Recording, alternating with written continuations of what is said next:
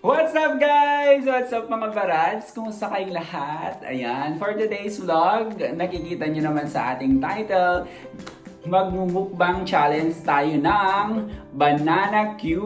So ayan, so ito siya guys. So ayan, so nakita nyo sa ating first part ng ating video, prepare natin siya. Tayo mismo yung gumawa nitong Banana Q. Ayan. Pero guys, while doing the mukbang, isasabay na rin natin yung pag-answer sa mga questions ninyo. So ayan, so bali, nag-ask tayo ng questions sa ating FB account and then sa ating page, Facebook page, and yan. So nakakuha tayo ng mga mangilan-ngilan lang na mga tanong, pero okay na yon. At least uusad na tong vlog na to. So ayan, so start na tayo. Okay. Pero bago tayo mag-start, syempre, actually, lunch, ito na yung lunch ko. Ayan.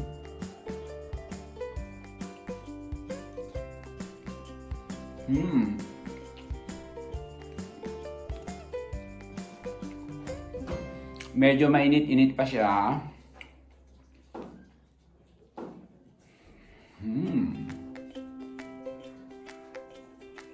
Sarap.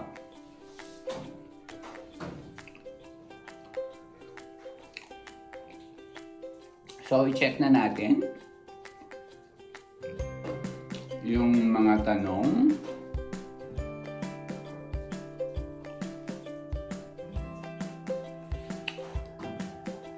Actually guys, hindi na ako kumain ng rice. Ayan, so ito na talaga yung magiging lunch ko. Let's see kung hanggang saan yung kaya ng ating bituka. Marami-rami ito.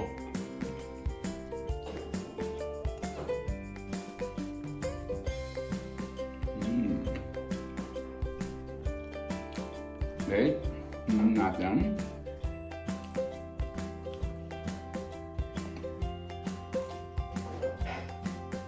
So guys, bali yung unang tanong is galing kay Kevin Reyes Mamon sa ating FB account. Ayan, kailan ka babalik ng Maynila? Hindi ko pa sure, siguro last week na ng May or mga first week na ng June, ganon. So alam mo naman, parang alam nyo naman, parang delikado pa yung lumawas ngayon, wala pang public transport. Yung mga pumupunta talaga or lumulawas talaga ng Maynila is yung kailangan talaga meron silang private car or di kaya yung parang carpool, parang gano'n. Okay, yung ating next question galing naman sa ating FB account mula naman kay Jomar Vispo. Ayan, how to be you Baradang. So ayan, very supportive tong mga ka-work natin. So, ayan, siguro parang wala namang matinding explanation doon kasi just be yourself lang. Ayun, na hindi mo kailangang magtago, hindi mo kailangang magkunwari. Parang ipakita mo lang kung sino ka, kung ano ka, parang ganon, di ba? Parang sabi nga ni Kuya, magpakatotoo ka lang. Ayan, di ba? Sabi ni Big Brother. So, ayun, kasi at the end of the day, kung magkukunwari ka, magtatago ka, ang masasaktan is yung sarili mo din, di ba? So, ayun, maging totoo ka lang sa sarili mo. I think that's the best word on how to describe it. And then,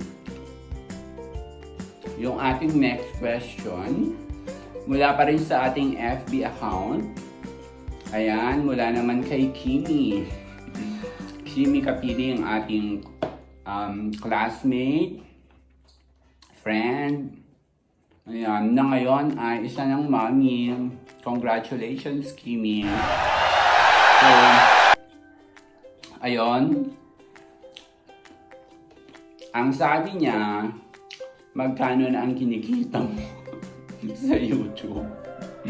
Sa Herada. Well, looking forward to that. Though ngayon, meron na tayo nakikitang revenue sa ating channel. Kaso nga lang guys, hindi pa tayo nakakasahod kasi hindi pa natin nare-reach yung 100 na threshold, yung $100 na threshold. So pag na-reach na natin yun, or lumagpas, ayun, that's the time na pwede na nating ma-withdraw yung ating revenue sa YouTube. Ang importante is mag-continue ka lang sa ginagawa mo kasi na kung ito naman talaga yung passion mo, yung nakakapagpasaya sa'yo, bakit ka naman titigil, di ba? Importante, huwag kang tumigil, go lang ng go. Sabi nga ni Globe. O, di ba, Globe, ha? Ayan. So, nakaubos na ako ng isa.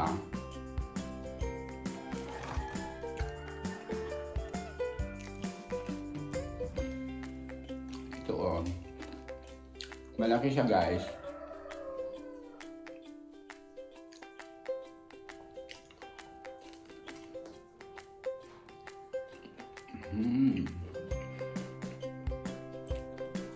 Perfect. Tapos, meron tayong controversial na tanong dito.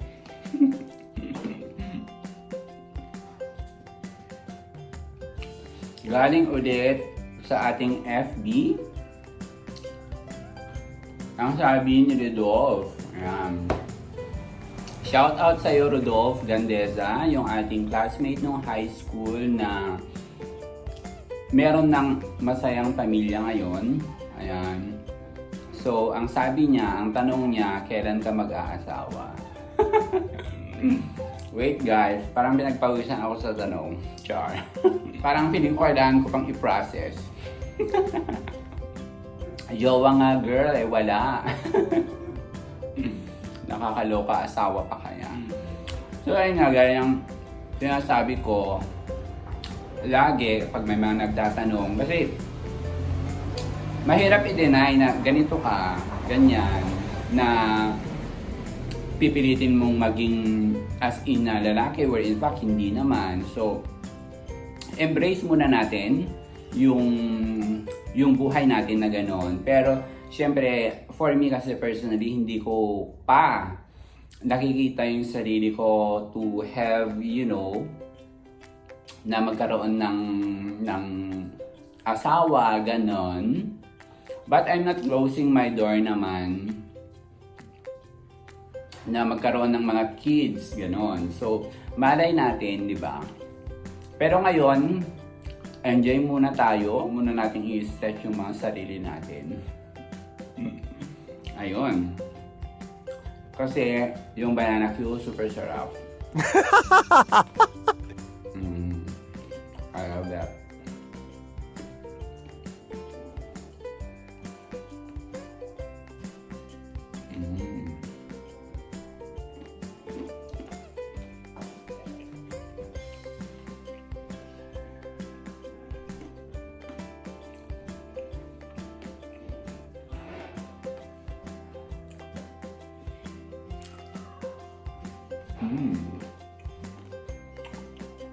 I super love banana Q.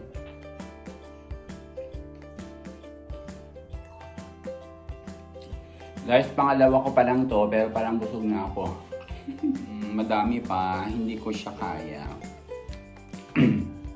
Actually, kanina, parang gusto ko siyang ibenta sa kapitbahay, ganon. Kasi ito, ay pag-aagawan yan dyan sa labas. Oo. So, comment down below guys kasi parang naiisip ko na gumawa tayo ng challenge, gawa tayo ng banana Q and then itinda natin sa kapitbahay. Tapos yun, i-vlog natin siya. So, comment nyo kung bet nyo yung challenge na yon or kapag nag-agree kayo, sige, we will do it. So, ayun guys, that's all for now. This has been Larnie saying, bye-bye everyone! Keep safe everyone! Bye!